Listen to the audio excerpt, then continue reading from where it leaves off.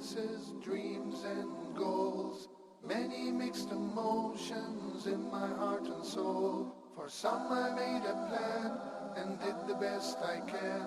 If God wills, things can happen. After all, I'm just a man. Choices, chances, dreams and goals. Many mixed emotions in my heart and soul. For some I made a plan and did the best I can. If God wills, things can happen. After all, I'm just a man.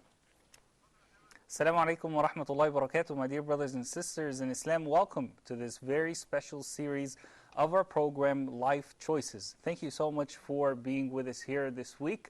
We are in the first week of Ramadan, and we ask Allah subhanahu wa ta'ala to make this Ramadan very productive, very useful, and to make us use it as best as we are able to, inshaAllah, my dear brothers and sisters. Now, in this very special series of life choices that's going to air in this Ramadan, inshaAllah, 2014, 1435 after Hijrah. Inshallah, my dear brothers and sisters, we're going to be talking about how to make this Ramadan the best Ramadan ever in your life. And for that, I'm joined by three great brothers. We're going to be with me here, inshallah, for the next 3 episodes after this one, making it 4 episodes, inshallah. Let me begin to my right, Brother Ahmed Fayyad. Assalamu alaikum wa rahmatullahi wa barakatuh. Brother Ahmed Fayyad is the CEO of a consulting firm. Yes. Welcome to the program. Yeah, welcome you. Thank you. Jazakallah khair. And let me introduce here on my left, Brother Isa Belant. Assalamu alaikum wa rahmatullahi wa barakatuh. All the way from Canada, mashallah.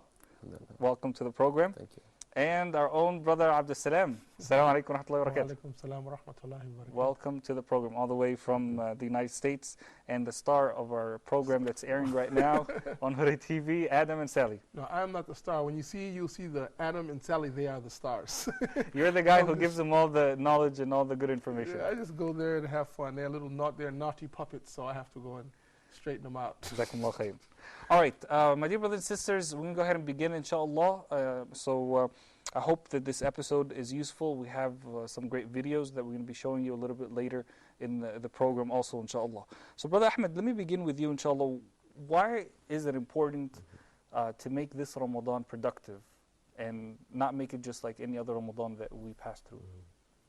Bismillah ar-Rahman ar-Rahim. First, Osama, let us think, when we are not productive in Ramadan, the other world perceives that Muslims and their habits has no link to productivity and development. They are waiting for this month, holy month, in order to be more lazy and less productive. But it has to be more. And how to be more? There are some habits and some tools we have to utilize in order to be more productive. You know that there is a research has been made in 2013 on the productivity in Ramadan, meaning in numbers. This research resulted the following. We have 50% agreed with numbers that people are more productive in Ramadan. This 50% divided into 28% that spirituality equals more increment in productivity in Ramadan, and 22% productive for other professional or business reasons. People of the 28% agreed that when people they get more spiritual with the spirit of Ramadan, being more faith in the heart, etc., they encourage themselves in order to be more productive, more caring about the work, more caring about creativity, development, etc. While other 22% resulted in the retail and food and service business. This is like it's an opportunity for more profit. So Ramadan for them is very, very profitable month. People are searching for more food, more retail, etc. So we have 50% agreed that it is more productive. So what about the other 50%? They are divided into 2 categories. 35% agreed that it is not productive. 20% they have no reasons, just not productive. And other 15% not productive for reasons. And this 15% into people who do manual or physical work that requires more muscles. And we'll be discussing during the episode this in more details why it is not productive. So we have 50% agreed that it is productive. This is very huge. And other 15% agreed that okay, but there are some tools has to be utilized and they have some advices and some guidelines. So we have to be productive for the Islamic image. Ramadan is not a month where we have just to worship Allah and read more Quran.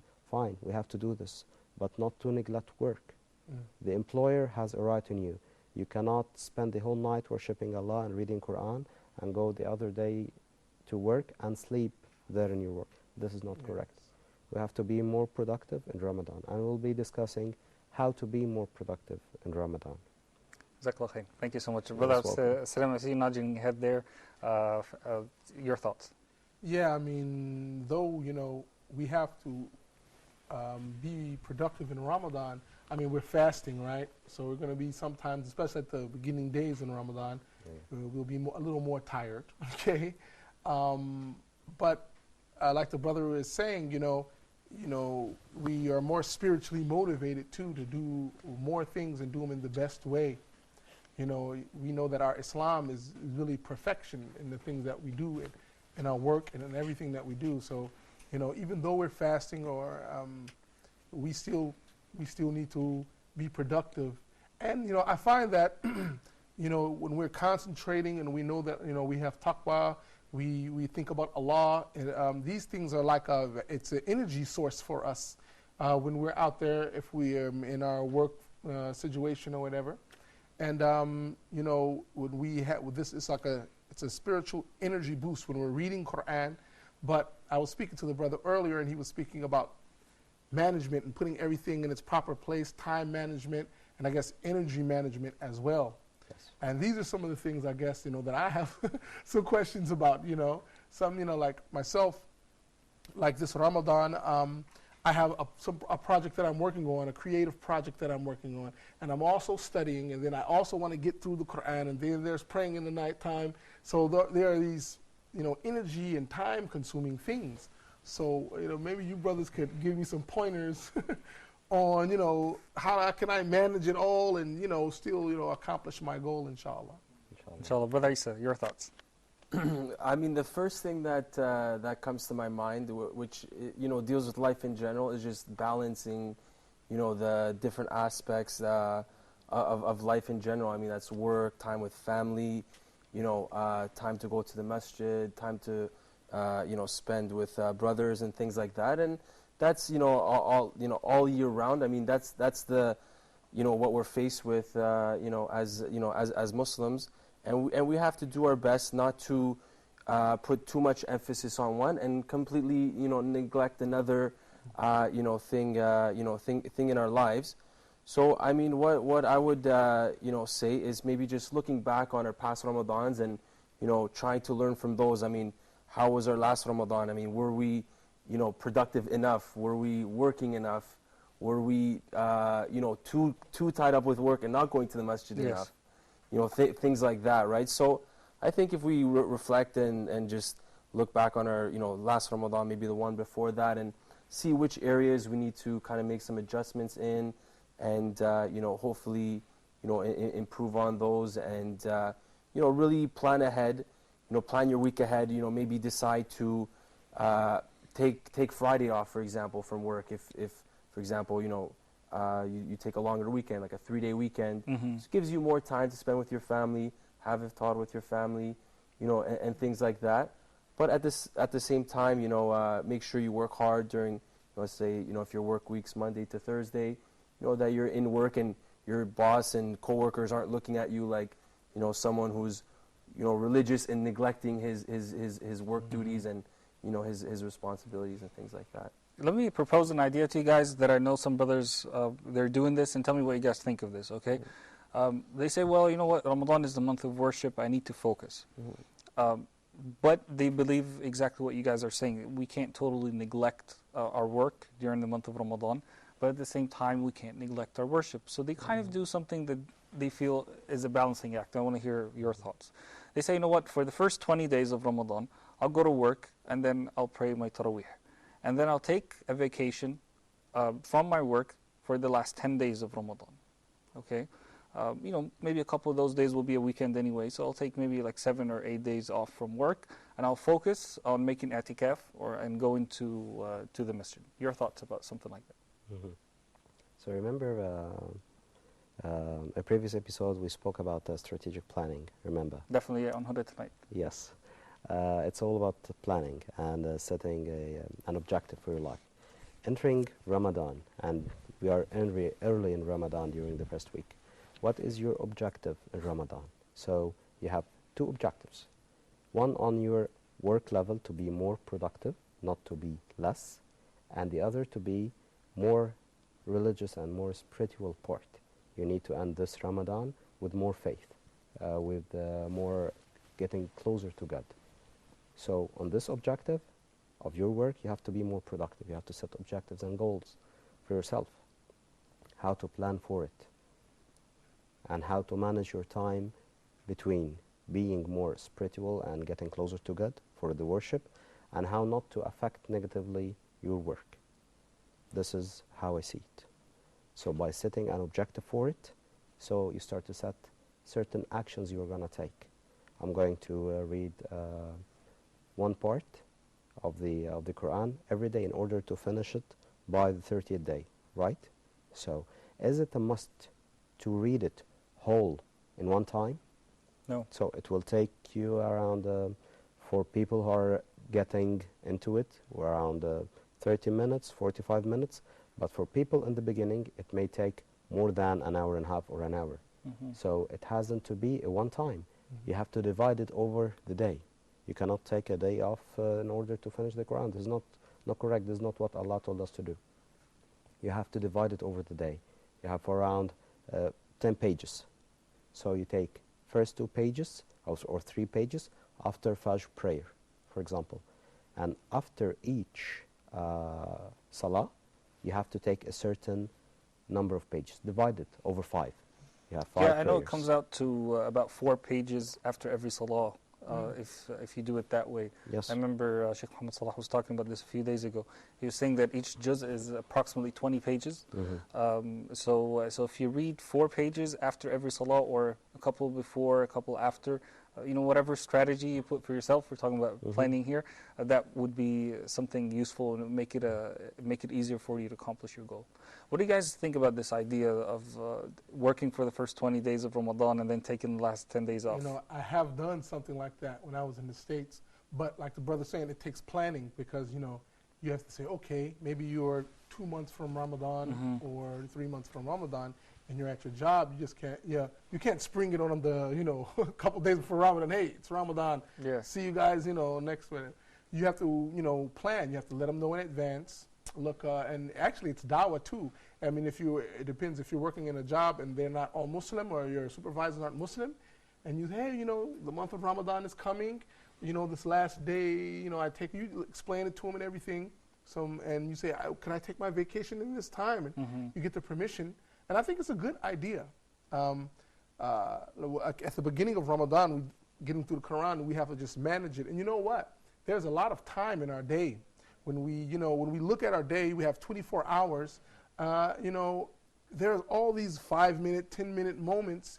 I mean, even our lunch breaks. When I was working in the West, and you think about making your 5 prayers on time. You have your lunch break. You have like an hour. All of your breaks in most of the 8-hour work days, it's about an hour. You have a 30-minute lunch break and then 2 15-minute lunch breaks. And if you just happily and cheerfully communicate with your employer and let them know what's going on, mashallah, a lot of them they make it very easy for you. So it's about planning, and it's about communication. And when we do these things, and when I have done those things, I don't always do it, but when I do sit down and plan my stuff out, I find it a lot easier. Mashallah. Yeah. MashaAllah, that's great. Brother Isa? I would say it really depends on the person's circumstances. If it's something that they're able to do, I mean, everybody usually has vacation time, so I would definitely say it's a great time to allocate that vacation time for the last 10 days and spend time at the masjid and do your itikaf. I mean, that's definitely something I would agree with. But it really depends on, the person's circumstances, if they're able to allow themselves to do that. And at the same time, I feel that Ramadan is a time that we should definitely make an effort to be at the masjid and spend as much time as we can there, especially maybe for iftar and the Taraweeh prayers, and we shouldn't let other things kind of hold us back and distract us from that time at the masjid during Definitely. Ramadan. Yes. I agree with you. Jazakumullah khairan. My dear brothers and sisters, we're going to take a short break, inshallah. When we come back, bi'idhnillahi ta'ala, we will continue our discussion. We have a very interesting video for you that we'll be showing you after the break as well, inshallah. So stay with us.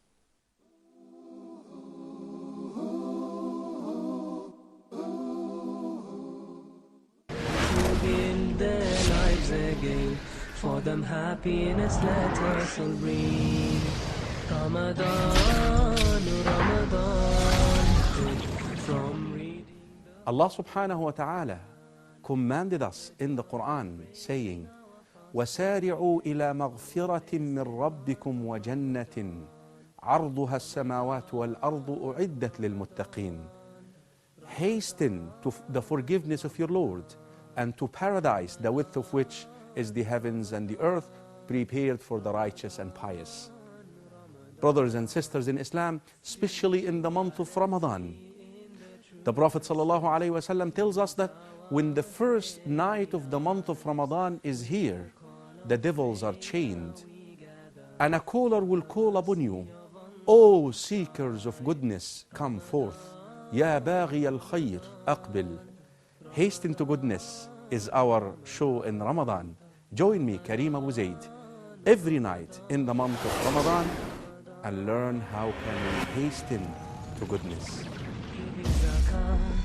And a sadaqah to the ones who are in great need, helping them to build their lives again.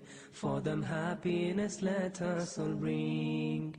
Ramadan, Ramadan.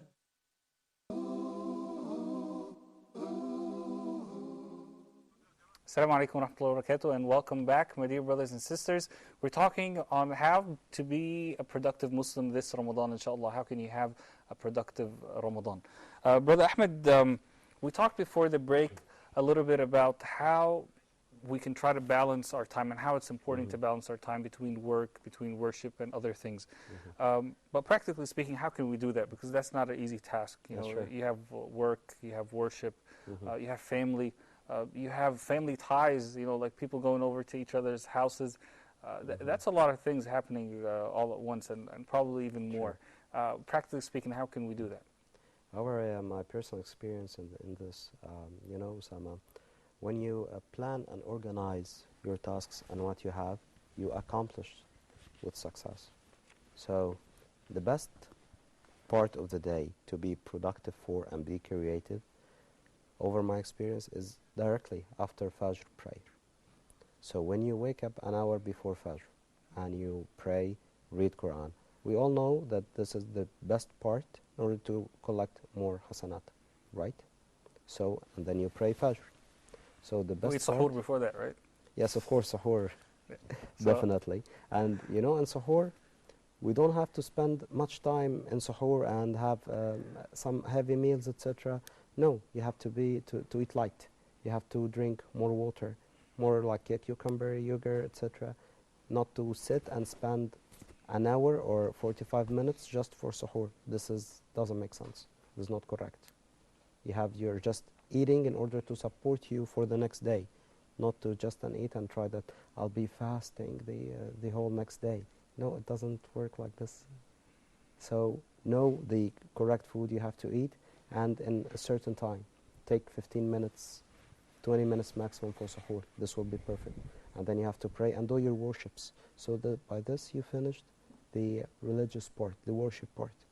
And then after Fajr, work. Because the best part of the day to work and create in after Fajr prayer, over my personal experience. So we work in mathematics and finance and numbers by the nature of our profession. And for everyone works on this, it is difficult in economics, etc. I remember one day I was studying a subject, and it was about called the time, the value over time.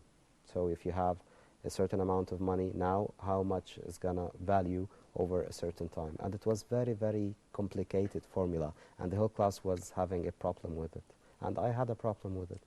I went home, I did not study it, and I was afraid that I will forget it. And I skipped around 2 days. And then the third day, I studied it after Fajr prayer. The next week of the class, I went and I discussed it for the whole class, because I had it and it was in my mind and in my heart. And I was surprised. This is by sense, no, I cannot understand it. But after Fajr prayer, I found it easily to do it. That's where the concept of barakah comes in, because Yes. the Prophet ﷺ, he made dua for the ummah of Muhammad ﷺ, for his ummah, that Allah subhanahu wa ta'ala puts barakah in their mornings. So you guys' thoughts. But Isa. I mean, one thing we're talking about a little bit about suhoor, and then I think which is really important, and I mean, if I look back on my personal Ramadan last year, was eating habits. Suhoor is also, but also for iftar. But if we speak about suhoor, we should definitely have a good suhoor, a healthy one. Definitely. That will help, not just, overeat and eat the leftovers from the iftar from the night before. Yeah. Something so heavy that we're just tired and, lazy right off the bat, right after we finish eating suhoor. But something that's going to help us get through that morning, into the day. Maybe after dhuhr and between dhuhr and asr, we might get a little bit tired. If we can, take a small nap, or whatever the case may be. But I think that, having the right diet during Ramadan is very important. And then iftar as well. I mean, sometimes it's really hard when there's just so much food in front of you, and it's all this nice meat and rice and sweets. I mean, you just can't help yourself, right? Yeah, But especially if you're invited at other people's houses, like they want to make sure you eat to the fullest. Right, yeah, exactly. It's like, you're not hungry? Okay, eat more. Exactly. It's like, it's the hospitality, but we have to kind of manage that. We have to manage what we're eating and portions for sure, I mean, again, we don't want to be, when it comes to the worship aspect of it, which is after iftar, Taraweeh prayers and Maghrib and Isha. Yeah. We don't want to be falling asleep and things like that. We want to have energy for that as well. So just planning ahead and eating having a good diet during Ramadan, I feel is very important. Excellent. Yeah. Salam. Yeah, I just want to even reiterate on that point of having a good diet, because alhamdulillah, what Ramadan teaches us is time management. Even before Ramadan, but Islam really teaches us, because our time and our resources and all of these things are so valuable. So in the time management aspect, and or just self-discipline, I should say, to be able to get up in the night or in the morning early enough, or go to sleep at the appropriate time, to be able to eat not more than we need, because we know that our stomach starts to shrink, right? Because of the fasting and the absence of food, and then what do? We go ahead and we eat, and we pump pack it it up. back up, Yeah. and then it expands again, and it's kind of defeating the purpose. It's not making it easier for us. So, like in eating, following the sunnah of the thirds of the stomach, right? Well, one for food, and the other water, and then the other for air. And so this self-discipline and all of the things that it's like lessons in Ramadan, Yes. that we can learn Yeah. in the self-discipline really that it takes, and and the barakah that we're looking for. I like the brother who was, like you were saying earlier during the break, Yeah. when we were speaking, that you would go to sleep and you would sleep less, Yes. and you would get more done, and you said usually it would be strange that you sleep less. You would think you would need more sleep. Yes. But no, you're staying up, you're doing more for the sake of Allah, and trying to be productive as possible. And Allah puts barakah in your time, and He gives you the strength, Yes. and He gives you the energy to do more than you would expect that you could do. Yes, because that this is what we call, yes, it's barakah, but it's Ramadan, it trains you on discipline. So when you start to eat less or sleep less, it's 30 days, an entire month. So this is enough period in order to get your body getting used to a good, healthy, better system for your body. It will make your world better because you will be more productive, more healthier. We all know if you are more healthier, so your world will be much, much better. So when you sleep less and work and produce more, this will make you better on self-satisfaction. You will be better with other people, not less nerves, etc. And this has been guaranteed by research. So Ramadan, it trains you on discipline. But in order to be trained by discipline, you have to have the will. I need to be more disciplined. I need to be trained on this. So when we have iftar, it's not a must, yes, finally, iftar, we have to eat. And you eat dodons. No, but when you drink water or have some dates and you go to pray and come back to eat, you don't have to eat all this. You know, I had a friend was telling me a very good advice. He told me, Ahmed, never buy food while you are fasting. I told him, why? Because you are fasting. You want to collect the whole supermarket before you go home. Yeah, I've experienced that too, and I think everybody has. And he told me, yeah, by his experience, I eat only 10% of what I buy. Then I stopped buying anything while I'm fasting. Because when you're fasting, you're dreaming about food. No, train yourself not to dream about food. You dream about more productivity, more work. We eat to live, not we live to eat. And Ramadan is golden opportunity to train ourselves on this discipline, spiritually and physically. Excellent point. Jazakumullah khair. My dear brothers and sisters, we're going to go ahead and take a look at a video right now, inshallah. When we come back, we'll get some comments from the brothers with us about their thoughts about this video, inshallah. Let's take a look.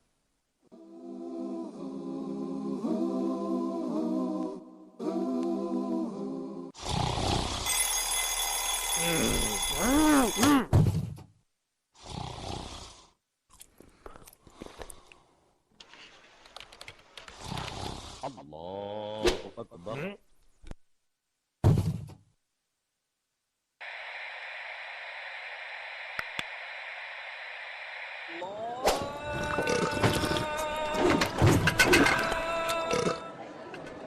الله أكبر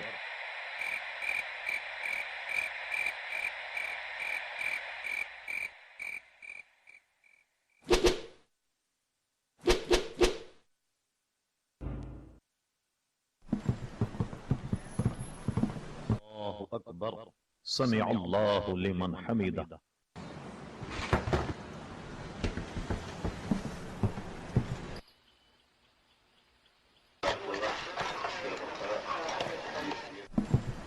الله أكبر الله أكبر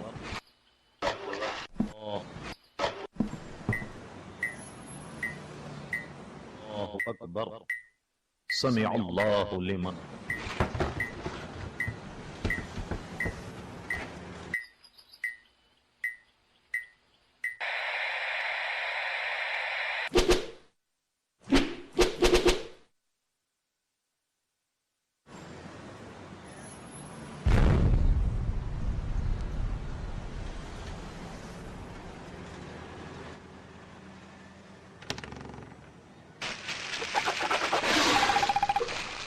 الله أكبر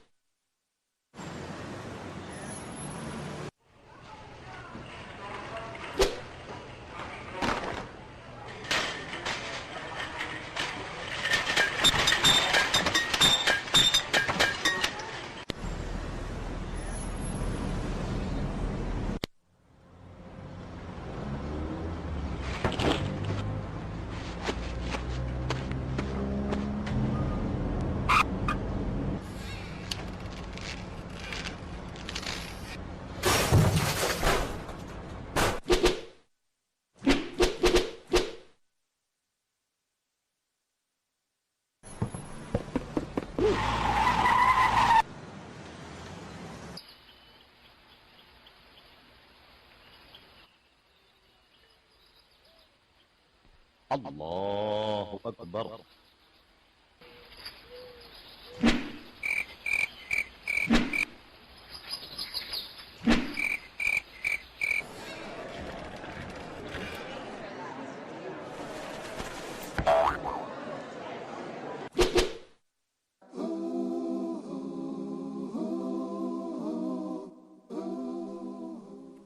Very interesting series of videos there, mashallah. And I'm very interested to hear the thoughts of our brothers about this. Let me begin with Abd Salam. It's hilarious.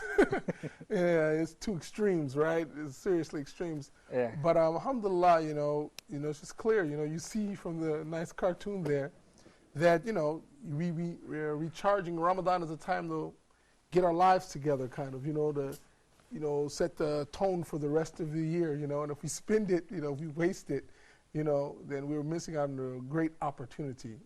Definitely. So yeah, it shows. You see the guy there, and he's just wasting his Ramadan totally. He's trying, but even before Ramadan, right, he wasn't, doing the right thing. And then when he got into Ramadan, he tried a little bit, but then he broke off. But the power is from Allah subhanahu wa ta'ala to do any good deed, and to abstain from any bad thing. It's from Allah. So what I like about this video is I feel like all of us during the month of Ramadan are either one of these two people. You can't really be like somewhere in the middle. You're either like consistent or you're not consistent. You're either the person who's using it as a time to give charity to people, or as a time to just keep on collecting more and putting things in your own pocket, as a time to either be productive at work or slacking off at work. So your thoughts, brothers? Yeah, I definitely think the video touched upon a lot of different aspects and showing the two sides, and I really think during Ramadan is where we have to do a lot of self-reflection and fix those areas of our lives that we're really struggling with, and prioritize things. I mean, sometimes remember a class I was taking, and the instructor said one of the saddest questions that he gets asked is my fast accepted if I'm not praying? And this was like, and when you think about that, I mean, that's really someone who's struggling and really doesn't have their priorities straight. And it's a really a time for us to reflect and see which areas we're struggling with. And maybe it's, doing our prayers consistently on time, or doing them at the masjid, whatever the case is, whatever the person's situation is. But it's really a time to self-reflect and get closer to Allah and work on those areas that we're struggling with, especially when it comes to our deen. Jazakallah khair. Brother Ahmed, your thoughts about these videos?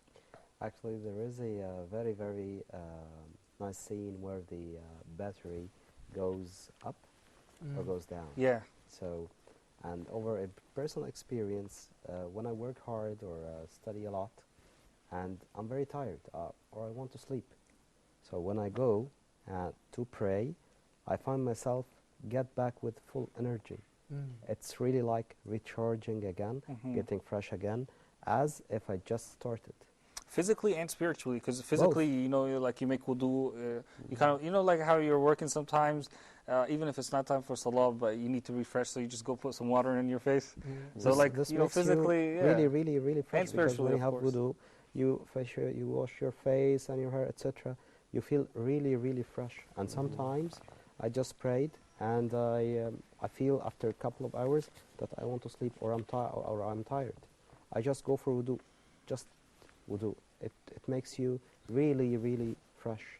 And this is the discipline that we want to set during Ramadan. The more you get closer to God, God will help you. And you know what we are speaking during the break you have just mentioned? When you getting closer to God, God is helping you in life and making you more productive. By science and by physics as we know it, it doesn't make sense when you sleep less and produce more. But subhanallah, you get close to God. Yeah. Yes, God is helping you. And you know that God is returning what you already spent for good. And we know that the help from God, it's like superpower. Jazakumullah khair. Thank you so much. Brothers and sisters, we're going to take a short break, inshallah. This is our final break of this episode. We'll be back, inshallah, in just a moment. When we come back, we want to talk about fitness and its role in the month of Ramadan, inshallah. We'll be back in a moment.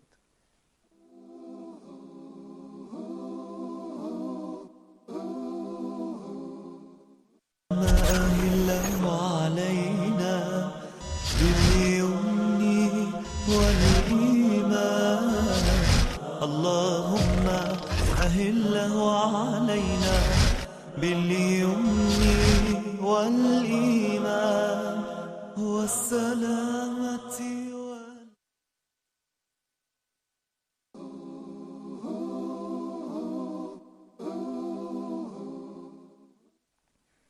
Assalamu alaikum wa rahmatullahi wa barakatuh, and welcome back, my dear brothers and sisters, to the final segment here today, inshallah, on Life Choices.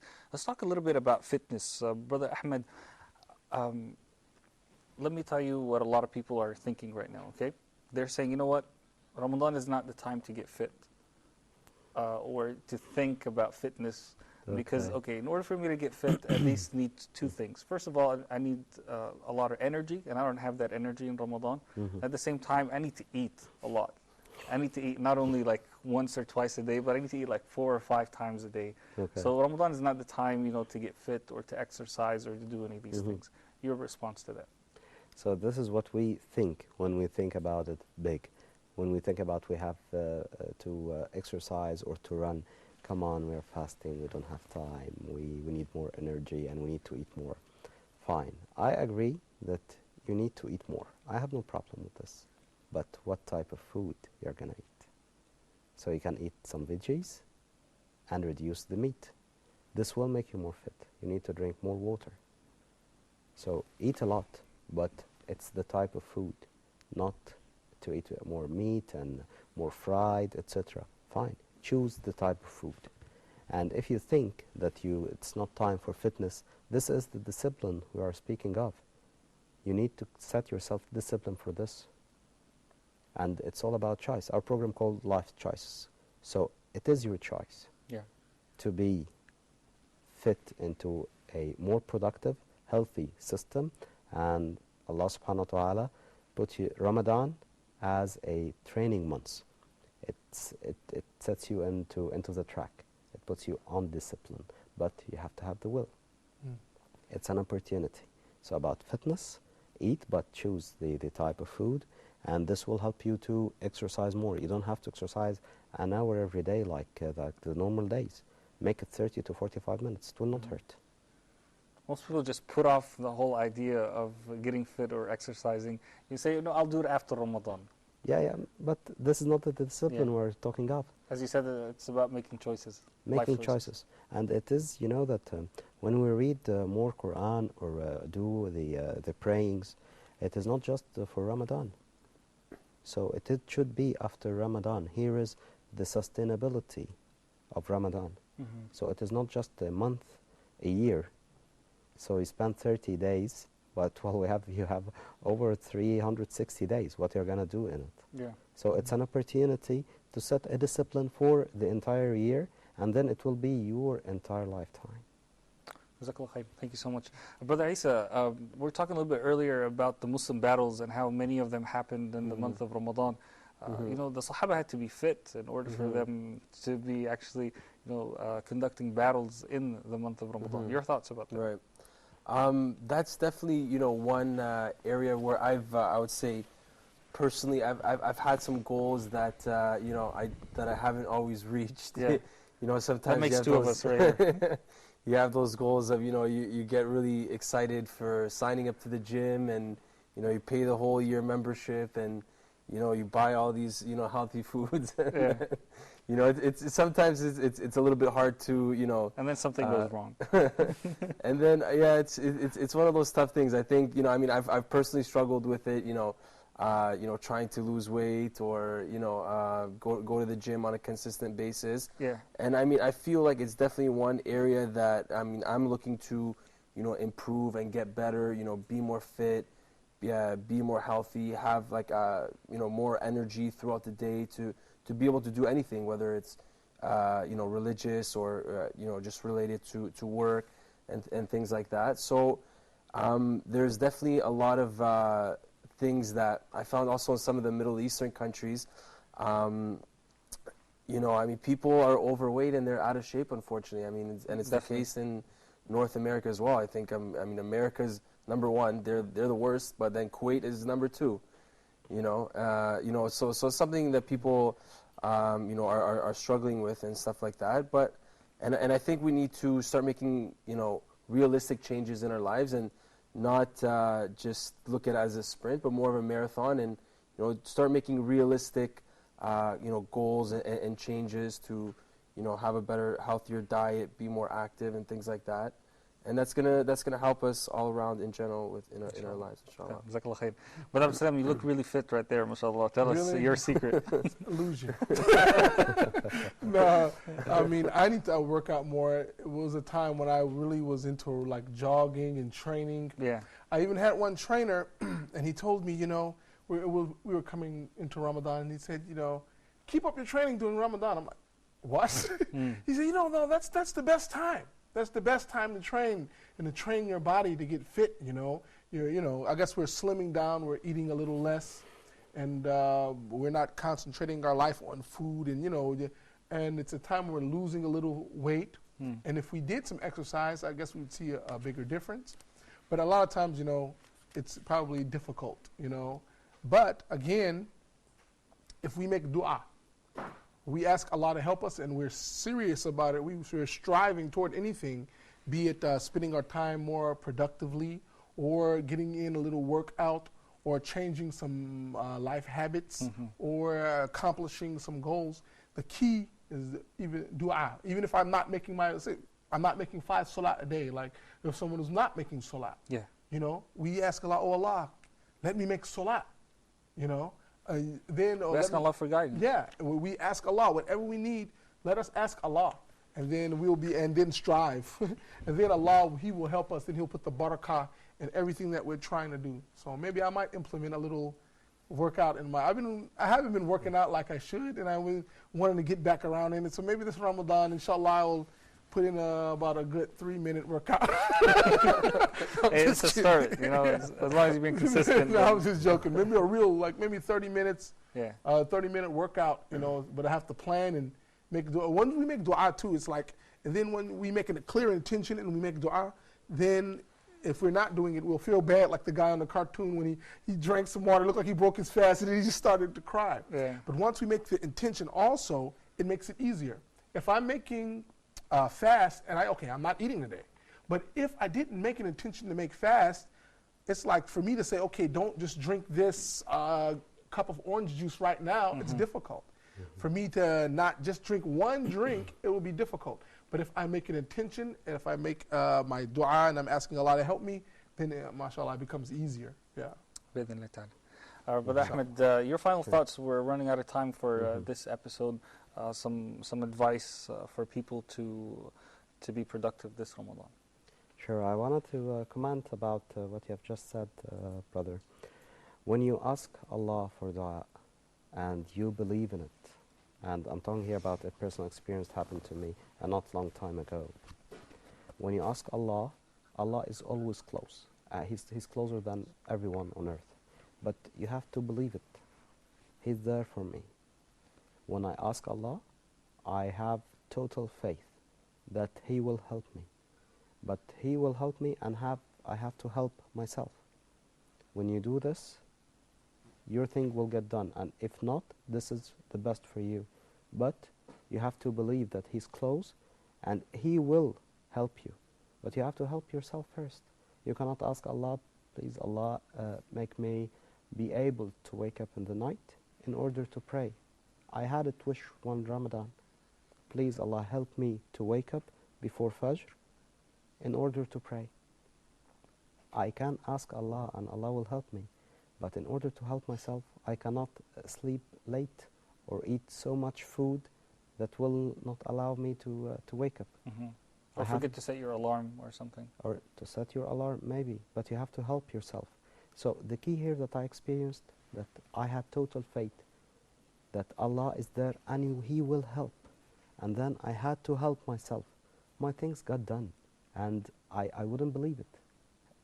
It happened. It was like a miracle. But I believe that Allah is there for me. But I have to help myself. I have to spend my 100% energy and power, and He will help me. And I have to put it in the right direction. And Ramadan is the opportunity for this. It is the discipline, and the barakah is there. It's not like normal days. And you have to put yourself on the track and make it with yourself. I will never deviate again. Sometimes you will deviate. This is healthy, by the way, and this is correct. But the good, to know that you have deviated and you have to come back. Not to let yourself, I got deviated and that's it and I'm tired. No, this is not correct. I deviate, this is normal, but I have to come back. These are the measures we were talking about when you plan. So when you know that your measure declined, you have to raise it up again. And this is the human nature. Sometimes you deviate, but you have to be sharp with yourself. Hey, come on, I deviated. I need to get back on track. And please, God, help me in this. With total faith from here that He's there and He will help you. Jazakallah khair. Our brothers, your final thoughts as well. We are in some very golden days, and we have a great opportunity this year. You know, it's still the beginning of Ramadan. So if you can give some advice to our brothers and sisters who are watching us as well, inshallah. Let me begin with Abd Salam. Well, alhamdulillah, you know, I remember reading something in the Quran about Ramadan. It's for, you know, self-restraint, that we can learn self-restraint. And I think the word used was taqwa. I'm not sure.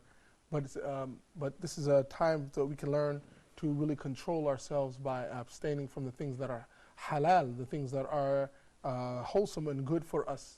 So to develop this consciousness of Allah subhanahu wa ta'ala. And if we can abstain from these things that are good for us, for Allah, then we can, inshallah, abstain from the things that are bad for us, inshallah. So I guess, you know, just to learn taqwa, and to learn self-restraint, and I think this will be one of the key things that this, inshallah, that Allah will bless us with in this Ramadan, inshallah, this taqwa and this self-restraint. Brother Isa, your thoughts? Okay, I would say, I mean, what came to my mind basically is a lot of times in life in general, we take things for granted. So, you know, Ramadan could be one of those months that, you know, many of us might just take for granted, say, oh, it's another Ramadan, you know, life goes on, you know, nothing really changes in your life, but it's something that we should really, you know, appreciate and try to take full advantage of. And what I wanted to mention was to make proactive efforts to get closer to the Quran. Because I found, I mean, just from my personal experience, when I first started reading the Quran, it was only in English. And you know, there's great English translations out there, and it was very beneficial. You know, I mean, I read, you know, it cover to cover many times over. Yeah, but there's nothing like the Arabic. But then, you know, that's the thing. I mean, you're completely missing out, right? Yeah. You're completely missing out on the Arabic. Definitely. Right, when you only read just the translation in your language, right? So basically, you know, encouragement for myself and, you know, for brothers and whoever's watching is take those, you know, steps to understanding the Quran, inshallah. I remember we had an African-American imam who used to give khutbah in the United States. He used to say, you know, there are two main things that you need at the beginning of your day. You need the orange juice and you need the juice of the Quran. So that was very interesting. Alhamdulillah. All right. Thank you so much, brothers, for being with us. May Allah subhanahu wa ta'ala reward you. Thank you so much. Inshallah, this is only our first of 4 episodes that we're doing this Ramadan. So, inshallah, my dear brothers and sisters, we will be back again with you next week, bi'idhnillahi ta'ala. We hope that this Ramadan, inshallah, is really a life changer for all of us, inshallah. And as Brother Ahmed Fayad said, it's all about our own choices. This is life choices. We'll be back next week, inshallah. Until then, have a good week. Assalamu alaikum wa rahmatullahi wa barakatuh. Choices, chances, dreams and goals. Many mixed emotions in my heart and soul. For some I made a plan and did the best I can. If God wills, things can happen. After all, I'm just a man. Choices, chances, dreams and goals. Many mixed emotions in my heart and soul. For some I made a plan and did the best I can. If God wills, things can happen. After all, I'm just a man.